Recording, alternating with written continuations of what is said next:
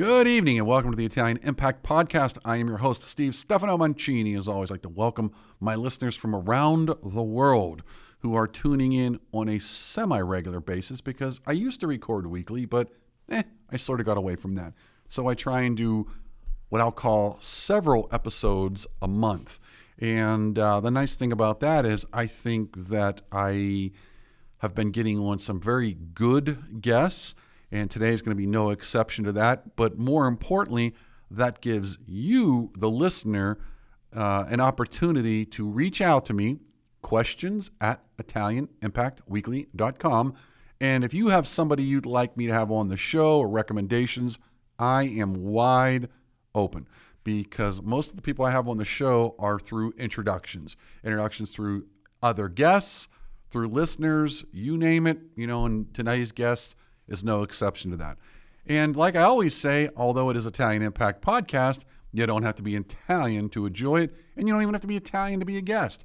In fact, I am going outside the box, but this guest is directly a result of a previous guest I had. I don't know if you remember, I had Sam Bozzolo on the show. His mother was an opera teacher, and his grandfather was a famous opera singer, and he won a Tony for, I believe, South Pacific. But if you haven't caught that episode, go back. That's only a few episodes back. I encourage you to go listen. But with that being said, let me introduce today's guest because I'm bringing on another entertainer. But this is a good one, so I really enjoy this. We went and had dinner about a month or so ago, and I started listening to Kevin, and I was like, wow, this guy's going to make a great guest. So without further ado, I'd like to welcome my guest this week, Kevin Glavin. Kevin, opera singer, entertainer, and just world-renowned traveler. Kevin, how are you? I'm doing very good, Stephen. Good to talk to you and your listeners. I appreciate you coming on, taking time out of your schedule. And I can legitimately say I think you are busy because you have some upcoming stuff, which I usually do that in the end and say, what are you doing next? But I want to kind of start off with that. You are going to be in some shows coming up, correct? Yes, I am. It's a longer story, but I actually retired during COVID because I figured I've been in the opera business for 42 years now, and I thought, it's time to retire. Well, after that, I started getting calls from my agent, and I said, wait a minute, I'm retired. She said, well, people still want you. So I've been doing operas, La Bohème, Marriage of Figaro, since then, and coming up, I am doing I'm doing a Bohème with Pittsburgh Opera in October. I don't know the exact dates. And I'm also doing Christmas shows with the Pittsburgh Symphony coming up in December. And I don't have the exact dates of both these shows because we haven't finished the contracts yet.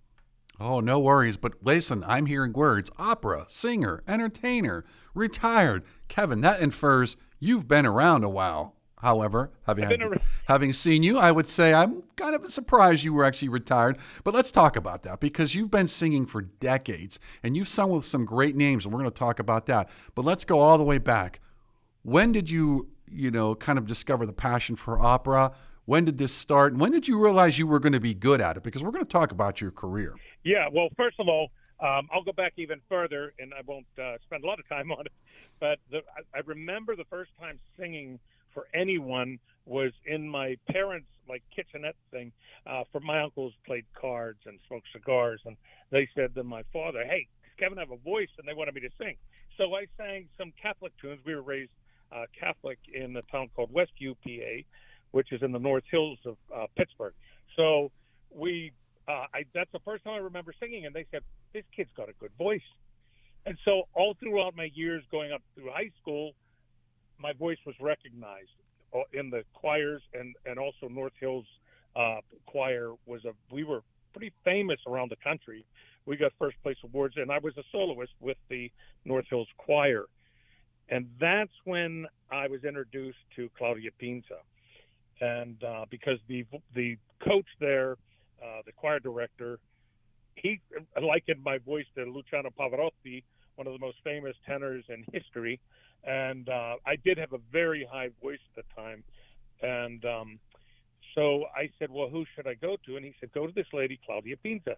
And I knew nothing of opera other than I knew who Luciano Pavarotti was, because he was in the 70s when I started, was upcoming and pretty popular. So I did. I went to see Claudia Pinta, and the only problem with that audition was I didn't want to do opera. I wanted to go out to Vegas and sing Sinatra-style music because I really loved the Rat Pack. And as I said, my uncles on my mother's side all ran bars, and they were bookies, and they were, they smoked cigars. Did you They say were really bookies? lively Good for you, buddy. Good for you. Yeah, they were bookies. It was a pretty funny story because they were all characters, but nice guys. And so they were all excited that I was going to sing Sinatra-style stuff, maybe go out to Vegas and do that thing.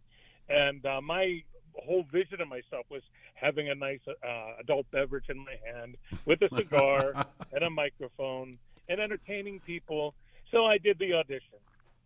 And I sang just scales for her, as we do in opera. We warm up our voices. And she said, oh, very good, very good. Well, I will talk to you and see if I take you on as one of my students.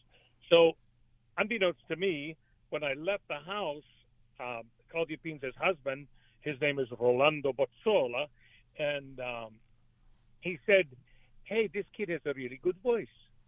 And she said, yes, but if he thinks he's going to do that music, I will never teach him to sing. So, and this was told to me by her son, Samuele Bozzola, who you've had on the show. And so as it transpired there, I was studying with her. I did some light opera songs. There's a book of 18 songs that everyone in opera learns first. They're very easy on the voice. And so I learned them, and I started thinking, well, it's not bad, but I'm known as a comedian. And I was like the guy in my class, and everybody waited till I got there because I would cause a little ruckus in the classroom by telling jokes and making fun of teachers and things like that behind their back. And but I always sort of was a funnier guy. And I said, I don't really want to do opera because it's very serious.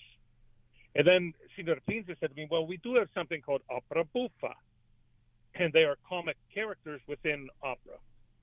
And so she said, I want you to come to Italy with me. So I said, well, I'd like to. And she had a program back then she started in the name of her father, Ezio Pinza. It was the Ezio Pinza Council of American Singers of Opera. And so she said, you come here, we give you some money. You have to get other money to come over for the whole summer. So my father was a union leader, and he was good friends with a senator named John Hines. And so my father just went to him and said, look, Kevin, you have a foundation for entertainers or artists and things like that. And so the guy gave me money out of his pocket to go to Italy with Claudia Pinza. Somebody made him an offer he couldn't refuse to start your career. I see how this works, Kevin. Exactly. It was an incredible journey. And so I started studying over there. And then I went back the next summer and the next summer. And so for about 6 summers throughout my career, I went over there to either learn roles in opera or the roles actually that I worked on when I was there were roles that I was going to do in my career for the rest of my life. All of the comic operas in Italian, nothing else. Like as my career expanded, but I learned all of the buffo characters, the comic characters when I was young, so I knew all of them before I even auditioned for anyone. Now, it was a great training. Well, let me ask you that, because you know what? She was obviously world renowned, and yes, she could, she's going to take on students. She's obviously picking somebody that's going to, like, yeah, they've got it. So I'm going to work with them on it. With that being said, did she point you to specific operas to then go audition for or refer you? Like, how does your career start out of that? Right. Well, the thing about me was I have a voice. I can sing. And people tried to dissuade me from doing comic characters because they said, it's comedy. It's not, opera's more serious, and you have the voice to do it. Well, what they didn't understand was the buffo characters are very difficult roles. There's a lot of patter. But There's a role that I do. well, real quick, let me go back to it. But is all opera serious, or was it just thought to be serious? Yeah, I think the general consensus with the public is, I don't want to go to an opera. It's too heavy. It's too serious. Right, I got to wear a suit, and I got to and everyone's going to be sad, and got it. Right.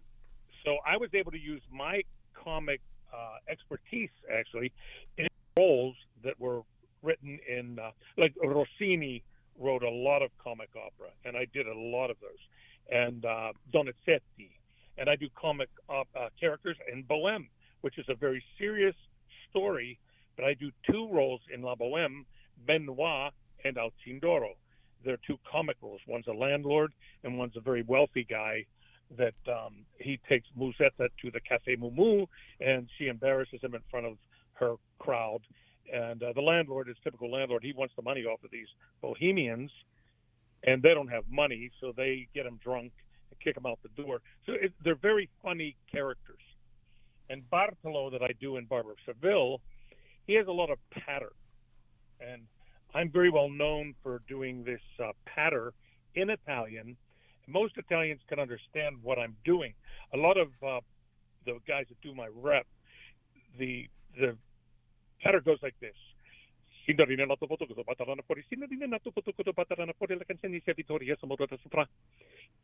a lot of them go, so they don't enunciate I can't all the say words. it. And people find that incredible that I can do that patter so quickly and they can understand the words. How long does it take you to train to something like that, though? Well, I had the ability to mimic people that's just an innate thing that happened. I can do it. So at first I did it by ear, listening to the language. I didn't understand the language at all when I started. And I sort of said, I'm faking it because you were taught fake it till you make it. But so I started out not really understanding the Italian, but just doing the funny stuff so people thought I knew what I was doing. Because I made them laugh. Well, right. And I'd say the whole point is to elicit emotion. In this case, it was meant to make laugh. And if you made them laugh, you did your job. My diction was good. So Italians really thought that I could speak fluent Italian. And because of how my diction is, and I'm very clear, and I speak a very clear Italian, especially when I sing. I'm not a very good speaker in Italian because I don't know a lot of the language. I know words. I know present tense.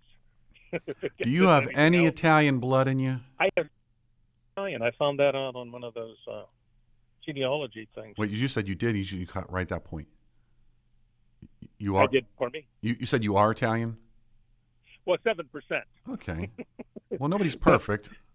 And it's No, better than but I know. But wait, I am Irish, and I have to tell you, the Irish and the Italians get along swimmingly.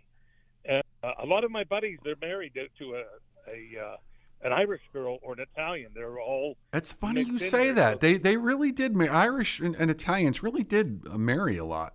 There's a lot of truth in that.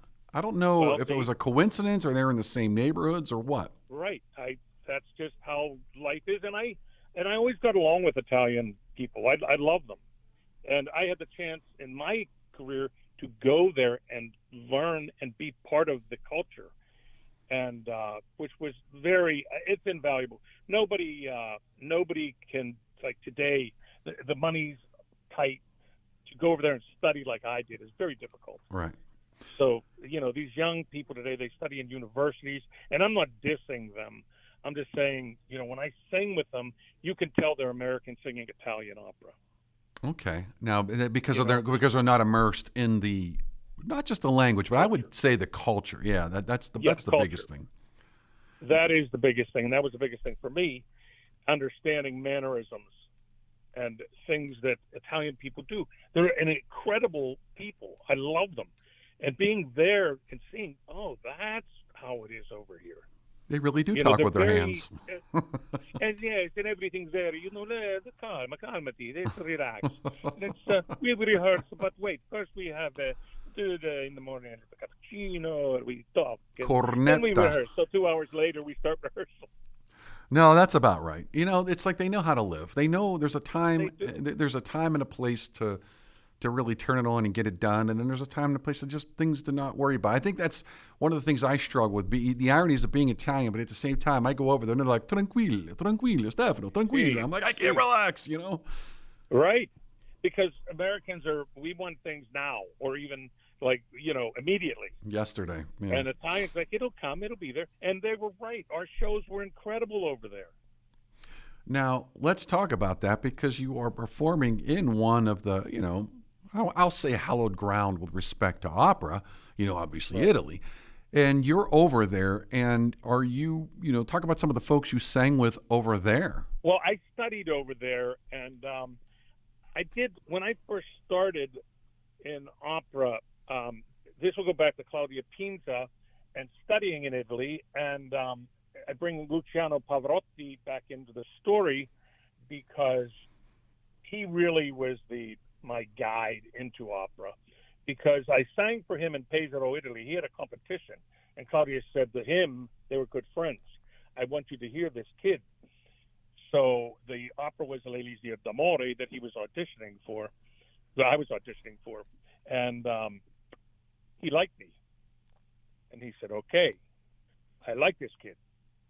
But there was somebody, and I'm not going to mention the name, they did a recording of this, and the guy that played the character of Dul Camara, which is a character I do, he didn't do so well, and Luciano blames him for ruining the recording. It was a very famous recording, but Luciano didn't like him, and he thought he was not good. But anyway, I sang for him in Pesaro. Then I came over to Philadelphia. It was like the American Idol of that time. Right. It wasn't televised, but there were thousands of people that auditioned for Pavarotti to get an opportunity to sing with him in a major role. Well, anyway, I did sing for him in there, and he picked me to sing with him. So that was the beginning of my career. I had some smaller stuff before that, but this was huge. And so he really was the guy who got me into the, upper echelon of opera. Now you got to know him then as a result of this. Oh yeah, I knew Luciano was through Signora Pinza, that they were very good friends. And Rolando actually grew up in the town that Luciano did. They were friends. Oh. They played soccer and things together. If you knew who Pavarotti was as he got older, you wouldn't imagine that he could play soccer. But he actually was a lot different body type before he sang opera. I wasn't going to say anything, but let's just say everybody was young once.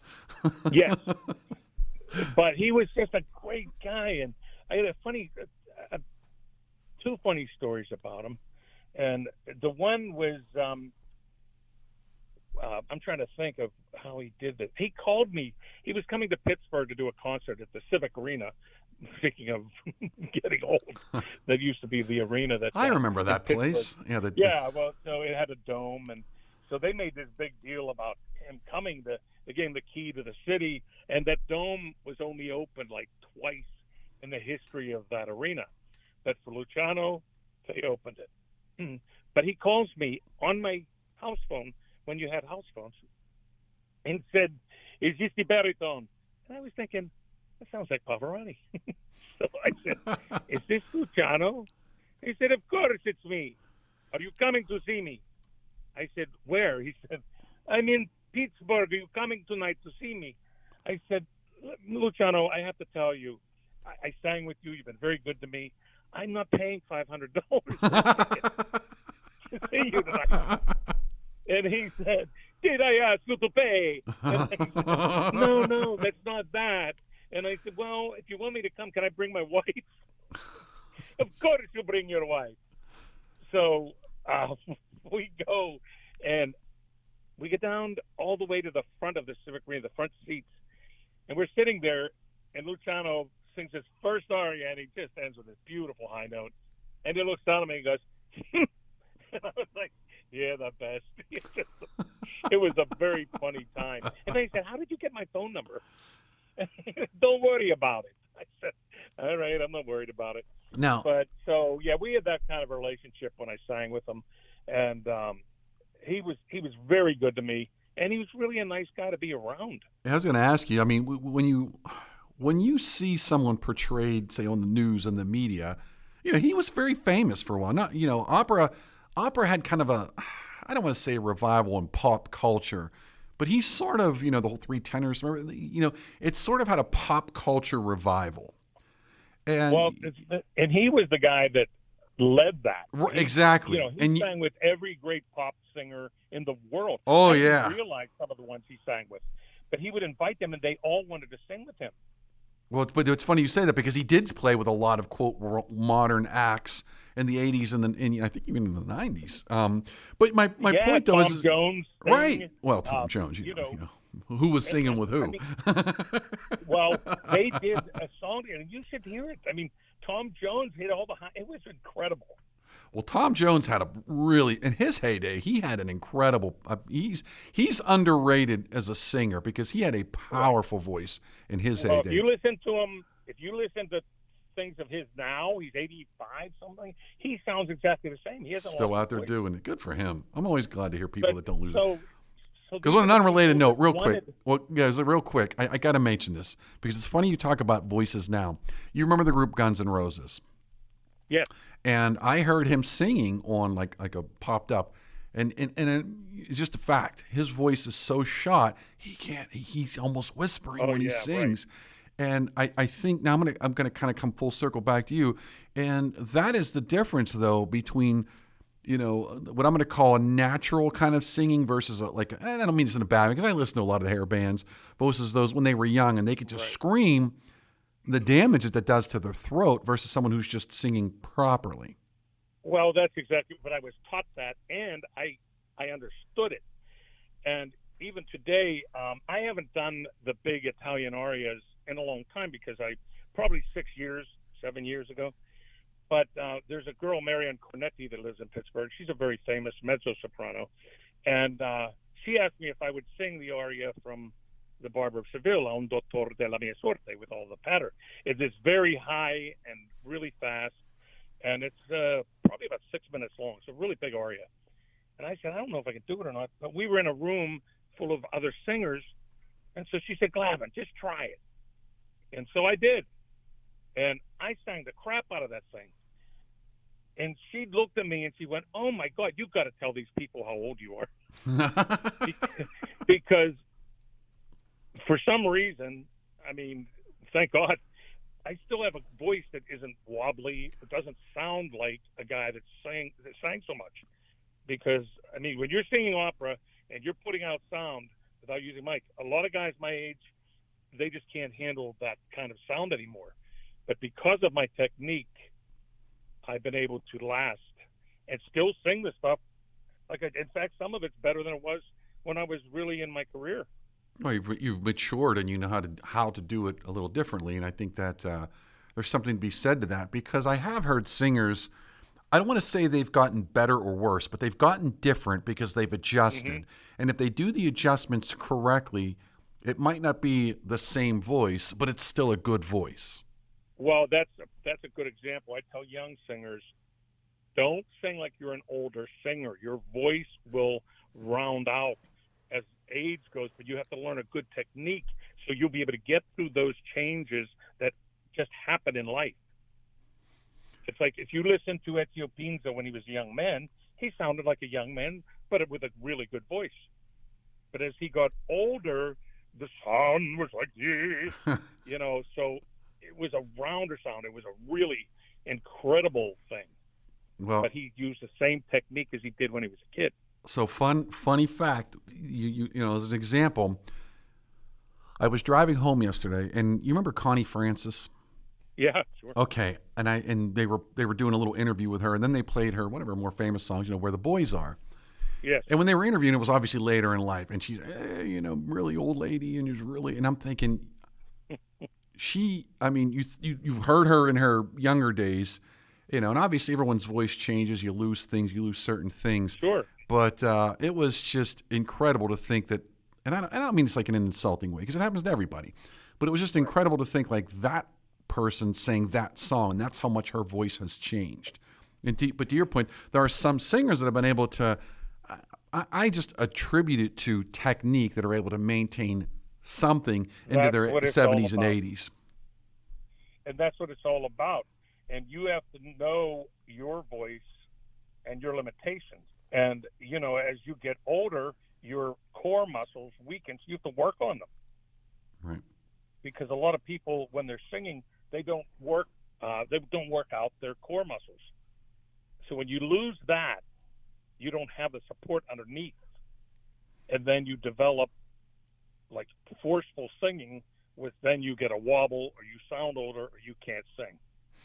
Now, I'm going to ask kind of a weird question. And I'm going to go back to my hair bands example. A lot, and not just the hair bands, but even the guys from the 70s, like maybe like a Robert Plant or, what's his name from Deep Purple? Not David Coverdale, the one right before him, but all those kind of, they could hit the high notes.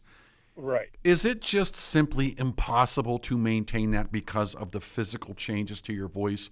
Or can someone continue to sing in the same way, say in their 20s to their 60s or 70s? Well, a good example of that is Freddie Mercury. Oh, yes. From Queen. He actually trained with an opera singer. So he had a technique and a voice that even before he passed away, one of the songs on the Queen's album, he was dying.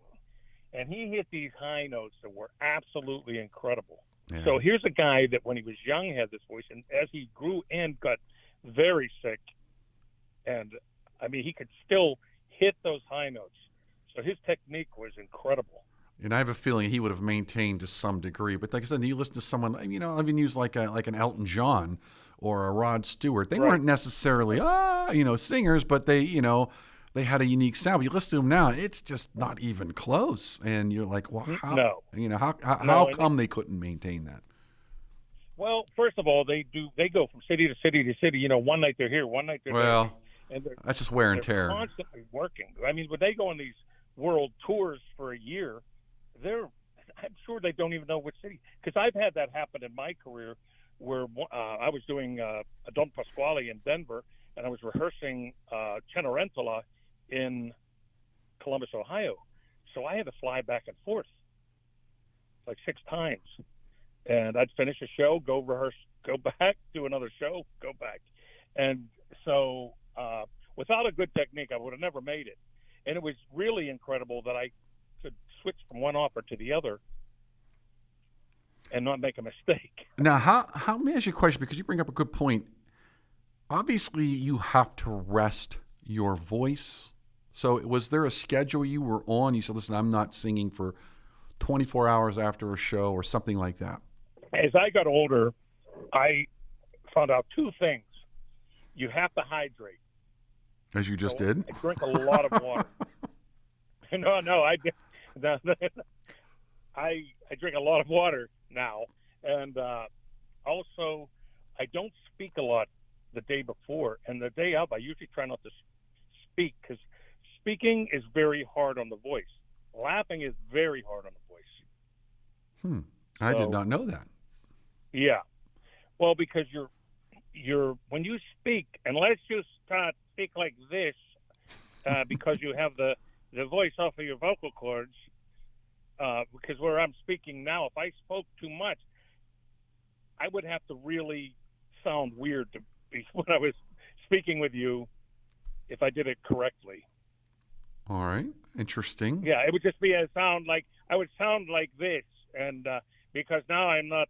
And then I could sing a song, and then I could go back into speaking like this, supporting my vocal sound when I'm speaking like I do when I'm singing. I can't do it. Lazy. Well, I don't shut up, so my voice is never rested. I drink coffee too much, so I'm not hydrating properly, and I've never been properly trained in how to sing, which explains why even I'm like, man, stop singing, you're killing me. But it's me. I don't care. Stop it. And I would not dissuade you. People always say to me, "Oh my God, you sing." I'm like, singing's for everyone. That's right. But I can't. I said, yes, you can. Just open your mouth and sing. Doesn't have to be good. Doesn't matter what it sounds like unless you're doing it for a profession. Well, that's exactly right. And I have to convince myself that. But even I'm like, come on, man. But I'll just have to do those. What are those low grunts like, oh. Yeah, right. I'll just be that guy in the background going, oh. That's good. That's a sound very few people can make. And, Well, I'm trying to work on my 2 a.m. radio host. Like, hey, ladies, it's 2 a.m. and That's good. Well, I know a lot of radio guys, and they all have that voice. Like, hey. I tell you what, I still think I sound stuffy when I talk. Whenever I hear my own voice, I'm like, I sound stuffy? Like, you don't sound stuffy. I'm like, I sound stuffy. I'm like, you don't. So I don't know what a normal voice even sounds like anymore. Well, when you say stuffy, how do you mean? I think I sound nasally. Well, that's good. That's what you want. That's really? That's why your voice doesn't get tired. Oh. Because your voice. You hear that, your listeners? Your speaking voice is in the mask, which is the front. It's where it should be. Especially as Italian. Italians speak in the front. English is more in the back. German in the back of the throat. But Italian, it's all the tongue is forward. The language is forward. Interesting. Plus, we get to augment it with our hands. Well, that too. So less vocal usage. Like, and meanwhile, 12 words was just said with my hands in that simple gesture. Right. Exactly. But yeah, so that's the one song that does bother me when people sing it, because they always start in the wrong key, and nobody can sing it, is "Happy Birthday." Oh, good. You know what? Let me ask you a question. Okay, we're going to do that because I want to ask you. You said key. How do I know what key I'm singing in? And then jump into "Happy Birthday." No, and that's why when you go to a birthday party and people start singing, usually it's somebody that's boisterous that'll just start "Happy Birthday to you." I don't do that where I'm at. So everybody's on a different pitch because they can't hit the high note, and then they lose their low notes. So it was started on the wrong key. So when I go to parties, I say to people, wait, let me start this. I'll make it comfortable for everyone. Do you have one of those little things you go, purr? No, I don't have a pitch pipe. I have relative pitch, which is, it's not perfect pitch, but I can get around, like if I start a song, it's around where it should be done.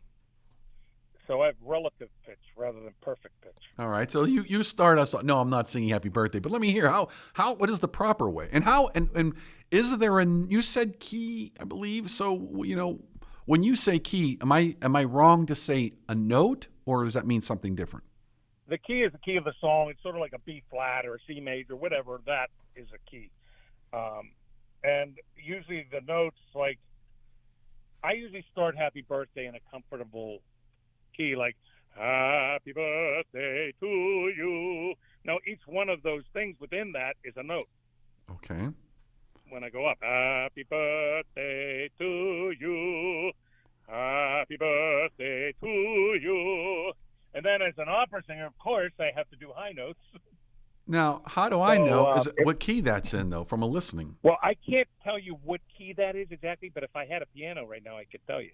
Oh. But that's usually where I'll start. I'll pick a note that's comfortable because I know where the song is going to go, high and low.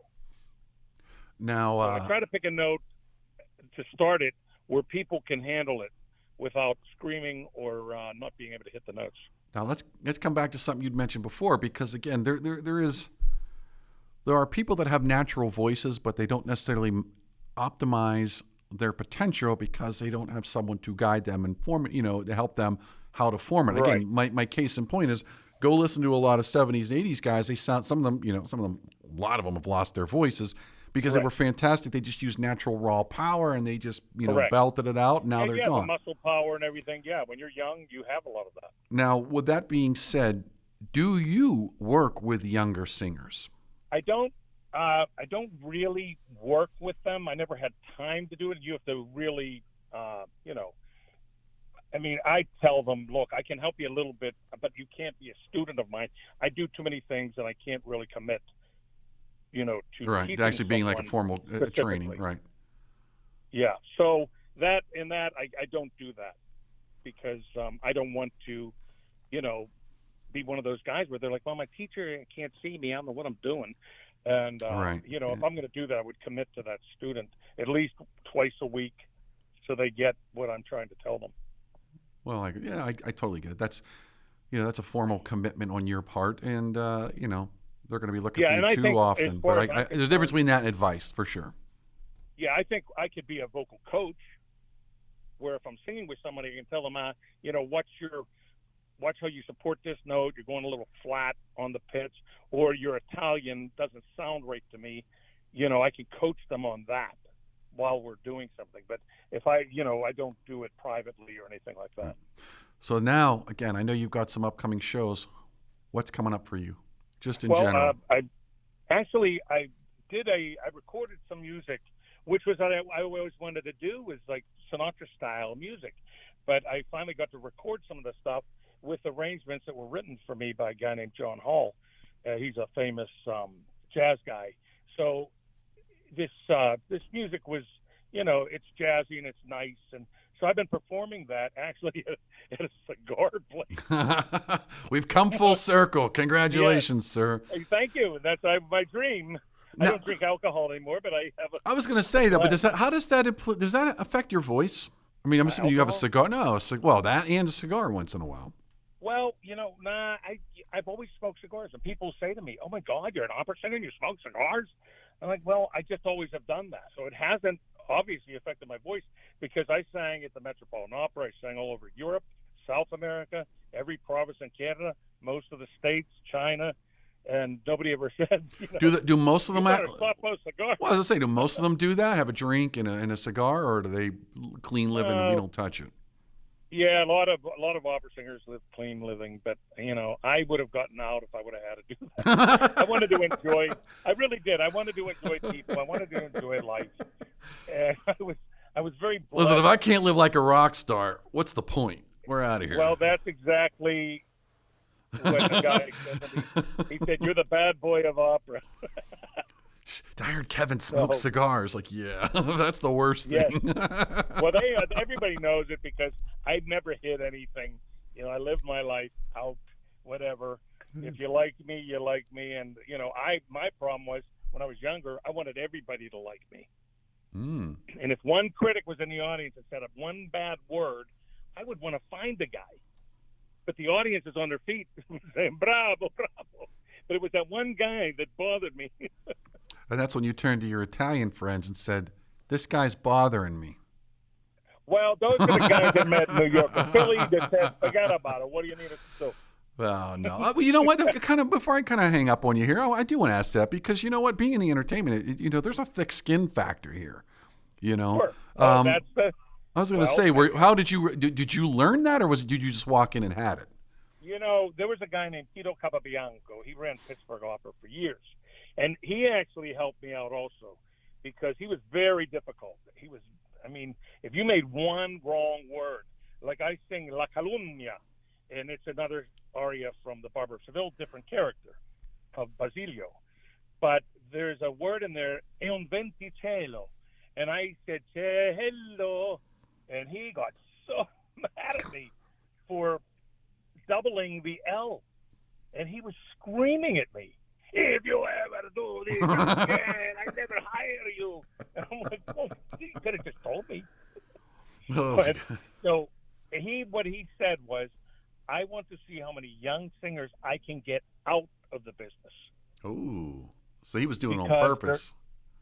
Because everybody wants to sing. Now, if you can't handle me, you're not going to be able to handle living alone. If you have a family, living away from your family. I traveled 10 months out of the year in the height of my career. So sort of an opera boot camp. Be willing to put up with a lot of different egos, conductors, directors, singers, and you got to be able to put up with all of that, and critics, and sometimes you might have a bad night. Well, that's right. So if you can't handle that, and not singing with a mic and keeping your voice, working on your voice while you're out of town.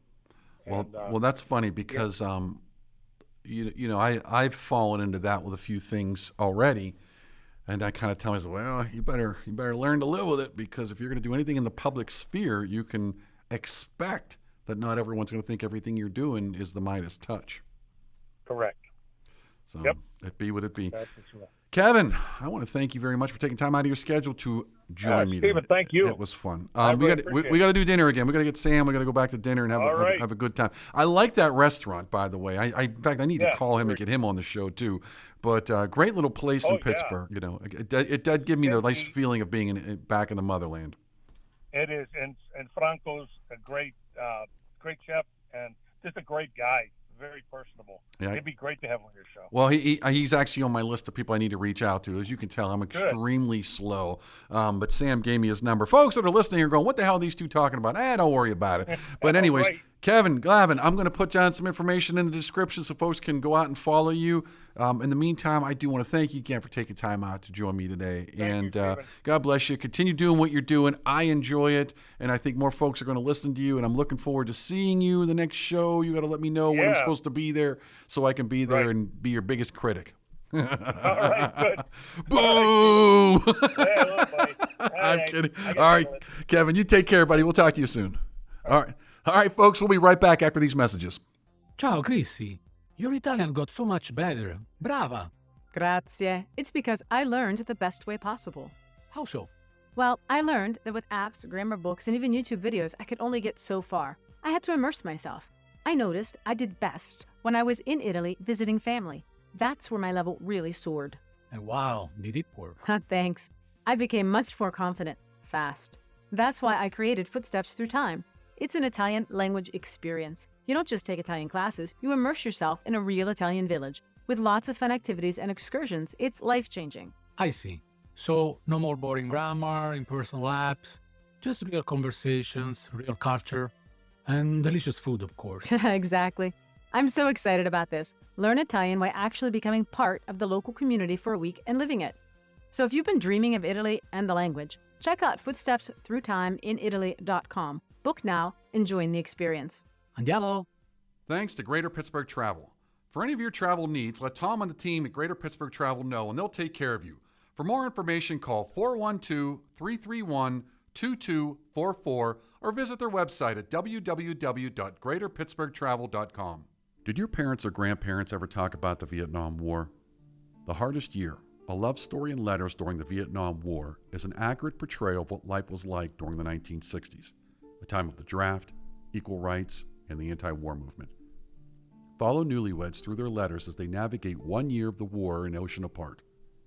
The Hardest Year by Carol and William Wagner is available now wherever books are sold. And we want to thank the Calabria Club of Pittsburgh. If you're interested in learning more, you can find their contact information on Facebook at Calabria Club of Pittsburgh. Again, thanks Domenica and the team at the Calabria Club of Pittsburgh for your support. And we want to thank La Scuola d'Italia Galileo Galilei, the only nonprofit school in Pittsburgh endorsed by the Italian Consulate.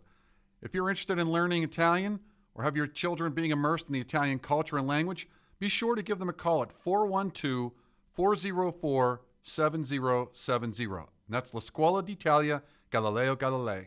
We'd also like to thank Chris Gonzalez from the Knights of Columbus.